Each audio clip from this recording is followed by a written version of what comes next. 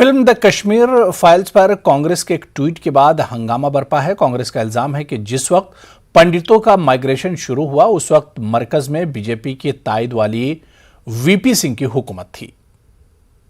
पूछिए तो पहली बात तो ये कि ये सारा जो घटनाक्रम हुआ, दुखदाई घटनाक्रम, इसकी नींव कांग्रेस पार्टी ने रखी और उस जमाने से रखी जब सर्वप्रथम प्रधानमंत्री पंडित जवाहरलाल नेहरू और शेख अब्दुल्ला के बीच की आपस की दोस्ती एक आधार बन गई कि कश्मीर के प्रति, जम्मू कश्मीर को लेकर के भारतवर्ष की क्या है, भारत सरकार की क्या नीति रही होगी। जैसे इतिहासकार कहते हैं कि it was a cumulative outcome of the series of Congress blunders beginning from Nehruvian blunders.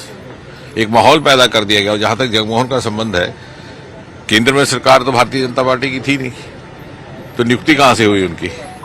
और दूसरी बात यह है कि इतिहासकार जानते हैं, हम सब चश्मदीद गवाह रहे, कोई इतनी पुरानी बात नहीं है, 30-32 वर्ष पूर्व रातों रात अपना चूल्हा रसोई छोड़ करके कश्मीरी पंडितों को भागना पड़ा।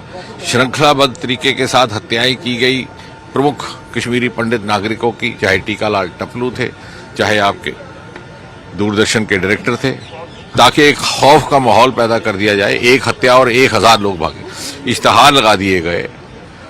और जहां तक संबंध है भारतीय जनता पार्टी का या संबंध है इसके विचार परिवार का, संगठन परिवार का, ये भारतीय जनता पार्टी थी जिसने उस समय शेल्टर होम स्थापित किए, ट्रांजिट कैंप स्थापित किए। हम सब उस समय युवा कार्यकर्ता के तौर पे उसका हिस्सा रहे, स्वयं देखा